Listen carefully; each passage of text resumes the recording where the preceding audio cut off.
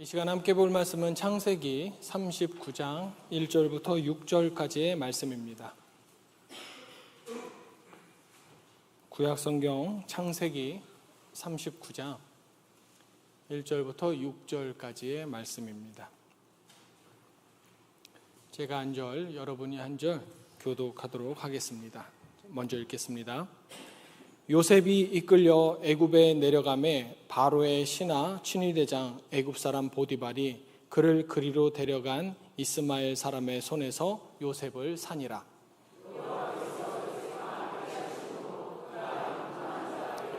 그의 주인 애굽 사람의 집에 있어. 그의 주인이 여호와께서 그와 함께 하심을 보며 또 여호와께서 그의 범사에 형통하게 하심을 보았더라. 요셉이 그의 주인에게 은혜를 입어 섬김에 그가 요셉을 가정 총무로 삼고 자기의 소유를 다 그의 손에 위탁하고 그가 요셉에게 자기의 집과 그의 모든 소유물을 주관하게 한 때부터 여호와께서 요셉을 위하여 그 애굽 사람의 집에 복을 내리심으로 여호와의 복이 그의 집과 밭에 있는 모든 소유에 미친지라. 주인이 그의 소유를 다 요셉의 간섭하지 아니하였더라. 요셉은 용모가 빼어나고 아름다웠더라. 아멘. 지난번에 우리는 하나님께서 아브라함에게 주신 복이 무엇인지 함께 보았습니다. 하나님께서 아브라함에게 복을 주신 것은 아브라함 혼자 잘 살게 하시려는 것이 아니라 아브라함을 통해서 이 땅에 있는 모든 족속이 복을 받게 하시려는 그런 하나님의 계획이었습니다. 그래서 그때 우리가 알게 된 이 성경이 말하는 복이란 하나님께로부터 시작되어서 나에게 머물지만 그렇다고 내 안에 멈추고 쌓이는 것이 아니라 나의 관계를 타고 나의 가정을 지나서 공동체와 세상을 향해서 흘러가는 것, 이것이 하나님이 원하시는 복의 모습이다라는 것이죠. 그럼 이 하나님의 복은 우리의 실제 삶에서는 어떤 모습으로 나타날까? 요셉의 삶의 모습을 통해서 이제 그것을 한번 살펴보려고 합니다. 오늘 본문의 요셉은요, 복이라는 말과는 가장 어울리지 않는 상황에 처해 있습니다. 형들한테 미움을 받았고 결국 노예 상인에게 팔려서 애굽으로 끌려와갖고 현재는 노예 상태입니다. 오늘 무엇을 할 것인지, 내일은 어떻게 살 것인지 스스로 정할 수도 없고 고를 수도 없는 그런 신분입니다. 꿈꾸던 요셉의 모습은 온데간데 없고 인간의 가장 밑바닥 처지에 있는 암울한 한 소년이 되어버리고 만 것이죠. 이런 요셉이 팔려간 곳이 보디발의 집입니다. 보디발은 애굽의 통치자였던 바로의 친위대장이었습니다. 그래서 애굽 권력의 한복판에 있는 사람이었고요. 당연하게도 애굽의 신들을 섬기는 사람이었겠죠. 그러니까 이 사람 입장에서는, 보디발의 입장에서는 이제 막 자기 집에 들여온 이 어린 노예 따위에게 신경 쓸 겨를도 없고요. 그 노예가 섬기는 신, 그건 더더욱 관심 가질 이유가 없는 사람이었습니다. 그래서 이런 집에 팔려간 요셉에게 현재 어울리는 말은 복이 아니라 억울함이고 상실이고 외로움이고 두려움이었겠죠. 말이 낯설 겁니다. 언어가 다르겠죠. 문화도 생소하고요. 거기는 하나님을 아는 사람도 없어요. 자기 편 하나 없는 세상을 이제 요셉이 살아가야 하는 겁니다. 그런데 바로 이런 상황을 성경은 이렇게 말하고 있습니다. 2절이요. 그가 형통한 자가 되어. 아니, 막막해서 어찌할 바를 모르는 노예일 거 아닙니까? 그런데 성경은 이 노예를 형통한 자라고 지금 말을 하고 있어요. 원래 뭔가 일이 잘 풀리고 승진도 하고 손에 쥐는 것이 좀 많아야지만 우리가 형통이라는 말을 갖다 붙일 수 있다고 생각하는데 지금 요셉은 여전히 노예이고요. 그래서 인생의 앞길이 막막한데도 불구하고 형통한 자라고 다른 누구도 아닌 성경이 그렇게 증언을 하고 있다는 겁니다. 그럼 이 의아한 증언에 대한 대답 역시 성경에서 2절에 있습니다. 2절을 다시 보면요, 여호와께서 요셉과 함께 하심으로 그가 형통한 자가 돼요. 여호와께서 요셉과 함께 하심으로. 네, 형통의 비밀은요, 소위 잘 나가는 상황, 승진 되게 잘하고 막 이런 상황이 아니라 그 자리에 하나님이 함께 계시느냐 이겁니다. 요셉이 애굽에 끌려갈 때 하나님도 요셉과 함께 가셨고요. 요셉이 노예의 옷을 입고 있었을 때도 하나님은 노예가 된 요셉을 외면하지 않으셨잖아요. 함께 계시는 거죠. 우리는 요셉 이야기를 너무 쉽게 성공 이야기로 읽을 때가 많습니다. 요셉처럼 참고 견디면 결국 인정받는다. 총리가 된다. 하지만 오늘 본문에서 가장 강조하는 것은 요셉 그 개인의 능력이나 요셉의 인내심이었다든가 요셉의 성실함이 아니라 여호와께서 요셉과 함께 하심으로 라는 말씀에 드러나듯이 바로 하나님께서 함께 하시느냐의 여부가 제일 중요하다는 겁니다. 그러니까 형통은 일이 잘 풀리느냐 이것이 아니라 하나님이 함께 계신다의 다른 표현이라는 거죠. 자, 그러면 이렇게 하나님이 함께 하시는 노예에게 앞으로 무슨 일이 벌어질까요? 3절입니다. 그의 주인이 여호와께서 그와 함께 하심을 보며, 보며 여호와가 누구인지도 모르는 이 주인 보디발이요, 이방신을 섬기는 그 이방인이요, 요셉에게서 여호와의 함께 하심을 보았다라고 성경에 말하고 있어요. 여러분 생각해 보세요. 요셉이 보디발을 붙잡고 전도를 한 것 같습니까? 아니면 보디발이 갑자기 하나님을 떡하니 만나갖고 회심을 했겠습니까? 반대로 요셉이 다른 선지자들처럼 막 기적을 선보였겠습니까? 그게 아니에요. 그런데 보디발이 봤대요. 설명을 들은 게 아니라 그냥 봤대요. 그럼 대체 무엇을 봤길래? 우리 사람의 눈이 보는 것은 책임감을 갖고 일 잘하는 모습을 볼 수 있죠. 또 주인의 것을 함부로 쓰지 않는 신실함도 우리가 볼 수 있을 겁니다. 더 나아가서 집안의 질서를 잘 세우는 것도 볼 수 있어요. 그런데 지금 이 성경의 표현은 누구나 알아챌 수 있는 그런 일 잘하는 모습을 본 것이 아니라 더 심오한 표현인 거죠. 여호와께서 그와 함께 하심. 여호와께서 그와 함께 하심. 하나님이 요셉과 함께 하시는 것을 보디발이 보았다고 하고 있잖아요. 그러니까 이거는 단순히 능력이 탁월하고 성실한 자를 발견했다라는 말 그 이상의 표현인 겁니다. 우리도 믿지 않는 사람들 중에 정말 대단한 능력자들 얼마나 많습니까? 그런데 우리가 그 대단한 능력자들을 보면서 그들이 일하는 모습을 보면서 우리가 감탄도 하는데 그 감탄할 때 야, 하나님이 저 사람을 통해서 일하신다 이렇게 감탄하지는 않지 않습니까?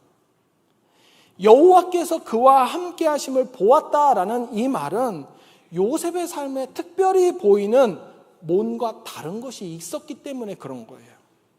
그럼 하나님이 함께 하시는 사람에게선 도대체 무엇이 달랐을까? 요셉과 같은 상황에서 이런 상황에서 신앙을 지킨다는 거 이게 말처럼 쉬운 일이 아닙니다.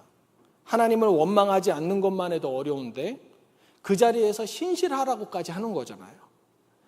내가 이렇게 산다고 해서 대체 뭐가 달라질까? 그런 싶은 마음도 들 거고요. 어차피 아무도 안 알아주는데 하는 마음. 그런 생각이 스멀스멀 올라오는 게 보통 사람의 솔직한 심정일 거예요. 그런데 이 사람은 그 밑바닥에 있을 때 좌절하지 않았어요. 분명 억울한 현실 맞는데 그 억울한 현실 가운데에서 계산하는 손이 깨끗한 겁니다. 주인이 볼 때나 안 볼 때나 동일해요. 그러니 그 사람이 맡은 일은 어딘가 안심이 되는 겁니다. 그러다 보니 그 사람이 머무는 곳에서 집안의 공기가 조금씩 달라지는 게 느껴지는 거죠. 말이 함부로 나오지 않게 되고 그동안 오고 가던 돈에 서서히 책임감이 붙기 시작하고 늘 어딘가 직접 살펴야 되는 불안감이 있었던 집안이었는데 희한하게도 안정적이 되는 거죠. 누가 시켜서 그렇게 된 게 아니에요. 그냥 그 사람이 거기 있을 뿐인데 집안의 결이 달라지는 겁니다. 보디발이 본 것이 바로 이런 공기, 이런 기운이었을 겁니다. 여러분, 하나님이 함께 계신다는 것은 말로 떠든다고 해서 보이고 증명되는 게 아닙니다. 오히려 말 한마디 없어도 그 사람의 하루하루에서 가만히 배어나오는 거예요. 그래서 보디발은 여호와가 누구신지 모르는 사람이었지만 이 사람에겐, 이 요셉에게는 무언가 다른 것이 있다라고 생각되어졌고, 요셉 너머에 함께 하시는 여호와를, 그게 여호와인지는 몰랐겠지만 봤던 겁니다. 그럼 이런 변화가 나타나기까지 요셉이 내가 어떻게든지 우리 주인한테 여호와를 보여주겠어 이러면서 이를 악물고 악으로 깡으로 버텨서 일했을까요? 아니죠. 우린 때로 내가 내 힘으로 열심히 지금 이 순간 이 인생을 사는 것 같아 보이지만, 여러분, 사람이 강해서 이 인생을 사는 것이 아니라 나의 삶 가운데 이 자리에 하나님이 함께 계셨기 때문에 우리가 살아내는 겁니다. 성경도 지금 요셉 이야기를 하면서 요셉을 주인공으로 막 추켜 세우지 않아요. 형통하게 하신 분이 누구십니까? 여호와이시고, 보디발 눈에 보이게 하신 분도 여호와시거든요. 요셉은 하나님의 함께 하심 안에 그저 머물렀어요. 자신이 선택하지 않은 자리, 그 억울한 자리에 있음에도 불구하고 하나님과 함께하는 것을 놓지 않는 것, 그게 요셉이 하나님께 보일 수 있었던 최선의 순종이었던 것입니다.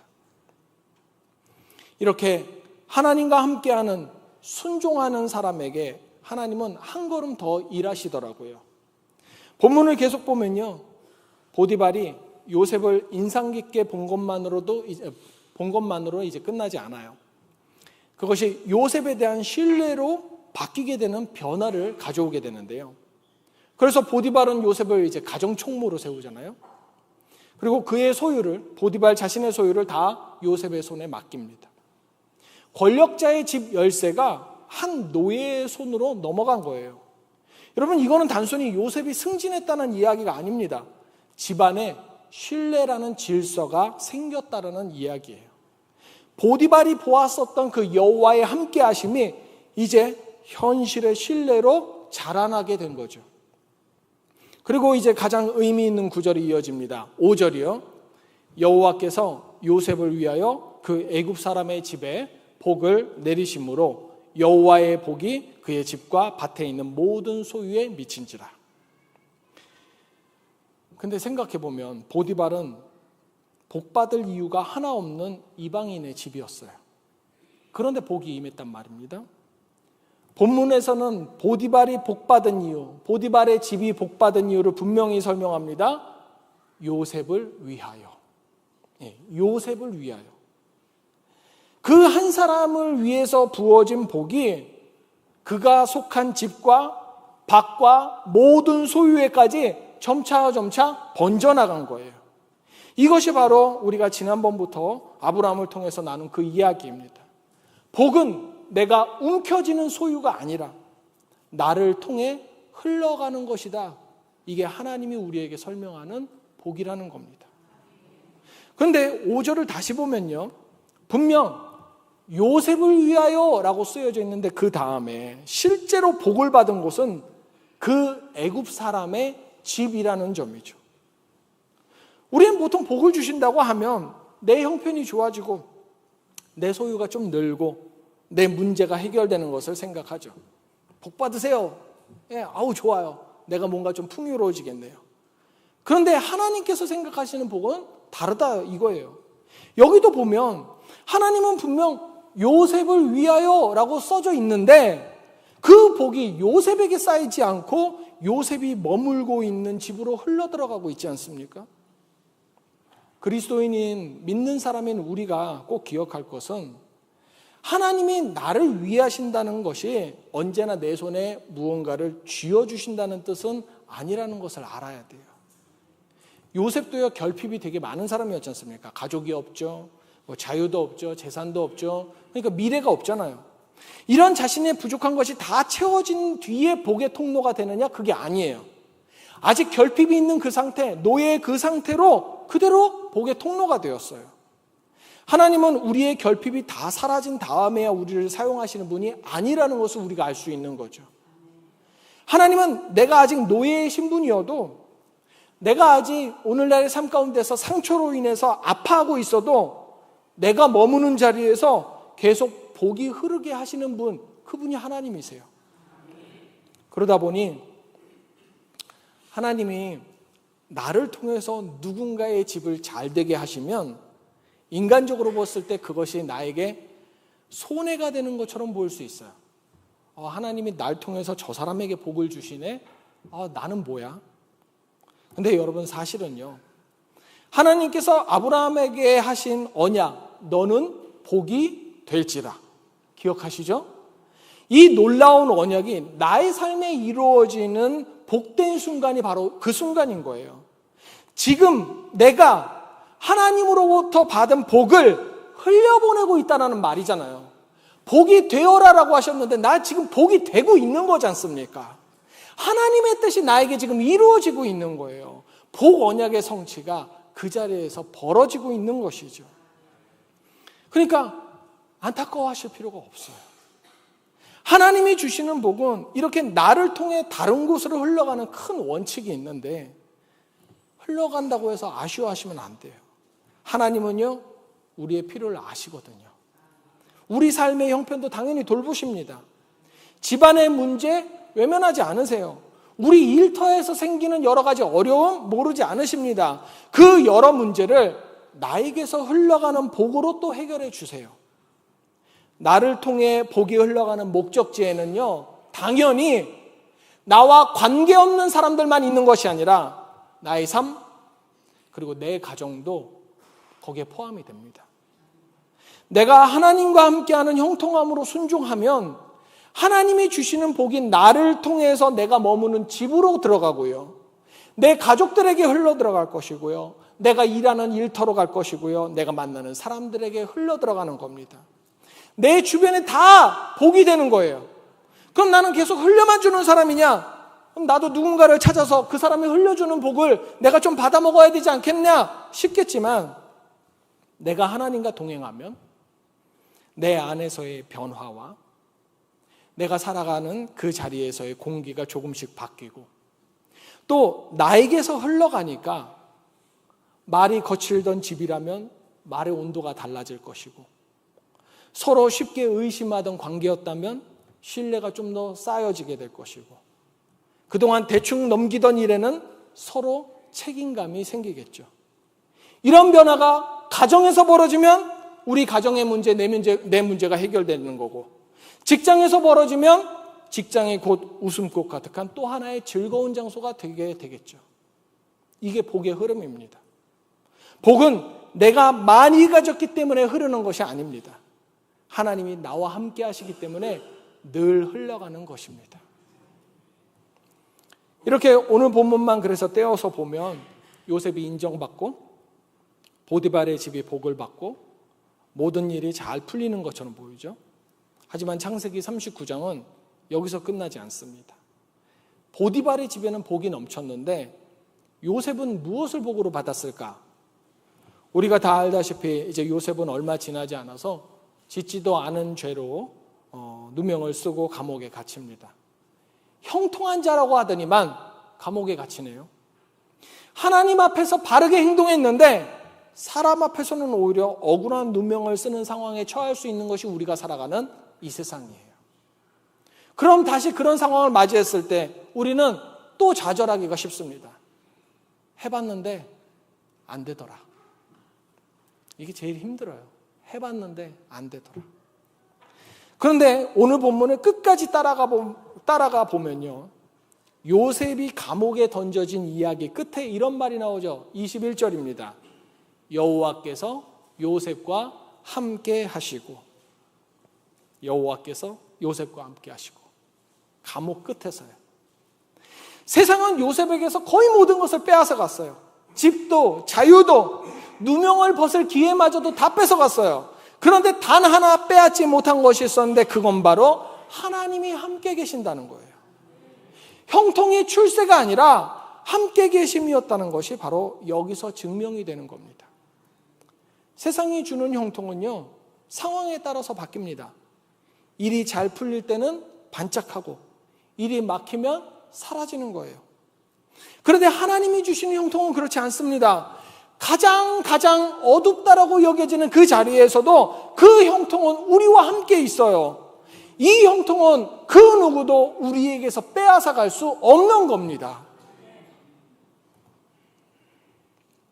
이곳에 계신 여러분들 중에는 오랫동안 아무도 알아주지 않는 자리에서 묵묵히 버텨온 분들 계실 거라고 믿습니다.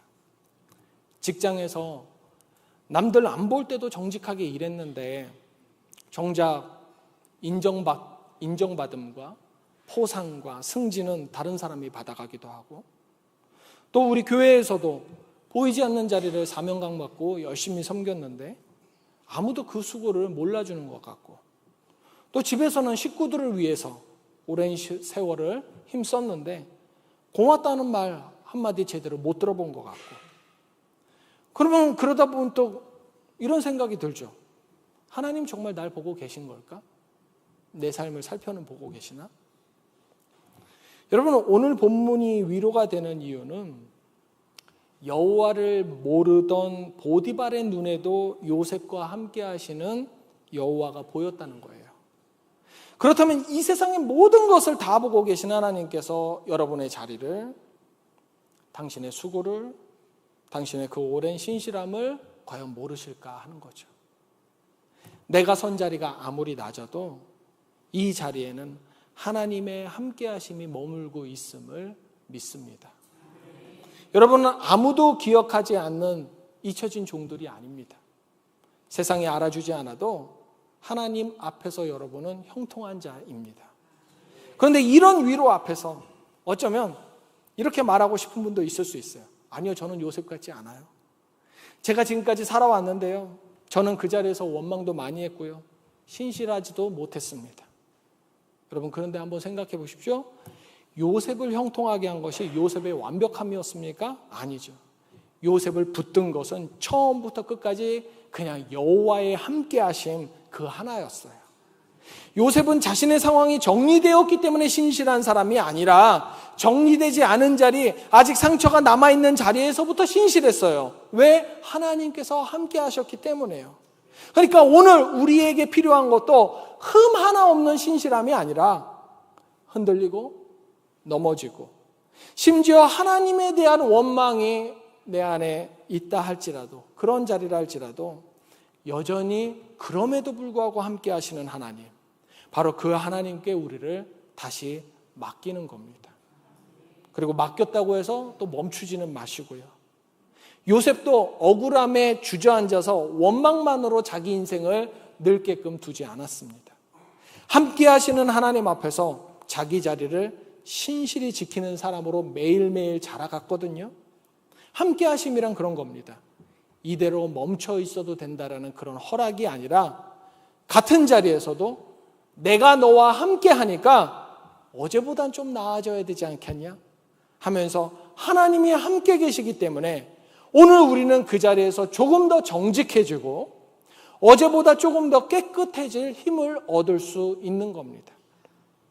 보디발의 집 공기를 바꾼 것도 바로 그 힘의 열매였습니다. 나를 통해 내 곁에 있는 사람들에게까지 오늘도 하나님의 복이 흐르고 있음을 믿으시기 바랍니다. 그러니 우리가 받은 복이 우리 안에 머물지 않고 내가 선 자리로, 그리고 내 곁에 사람들에게로 가만히 흘러 넘치기를 원하시기를 원합니다. 그리고 그 와중에 이 세상에 알아주지 않아도 낙심하지 마십시오.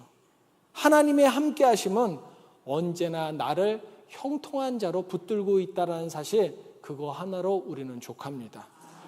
우리 모두 다시 하나님의 함께 하심, 그것을 붙드는 가운데에서 오늘 서 있는 그 자리에서 어제보다 한 걸음만 더, 그리고 오늘보다 내일 한 걸음 더 신실하게 걸어갈 수 있기를 주님의 이름으로 축원합니다. 기도하겠습니다. 하나님 아버지, 우리의 이 복에 대한 생각이 너무 내 손에 쥐어지는 것으로만 여기면서 받기만을 원했던 그 단순함을 고백합니다. 나를 중심으로 생각하고 그저 내 형편, 내 억울함, 내 풍요만을 생각하면서 그렇게 좁은 마음을 갖고서도 부끄러워하지 않았던 마음으로 살았습니다. 주님, 요셉이 노예의 자리에서도 주님과 함께함으로 형통한 자 되었던 것처럼 우리도 지금 서 있는 자리, 지금 처한 상황, 혹 지금 안고 있는 상처 속에서도 주님의 함께하심을 잃어버리지 않게 도와주시옵소서. 아직 내 마음에 흡족하지 않을 수 있지만 그럼에도 불구하고 그리스도인답게, 하나님의 자녀답게 원망으로 주저앉는 것이 아니라 신실함으로 전진하는 형통함, 그것을 선택하는 우리 한 사람 한 사람이 되게 하여 주시옵소서. 그래서 하나님이 이 세상에 주신 그 흘러가는 복이 나로부터 시작되게 하여 주시옵고, 내 창고에 복을 쌓는 데 애쓰는 것이 아니라 우리의 가정과 일터와 학업과 교회와 사회로 복이신 하나님의 뜻이 흘러가게 하여 주시옵소서. 주님, 부디 주님이 나와 함께 하신다는 그 사실, 그 하나로 오늘의 자리를 어제보다 더 나은 모습으로 살게 하여 주시옵소서. 예수님의 이름으로 기도합니다. 아멘.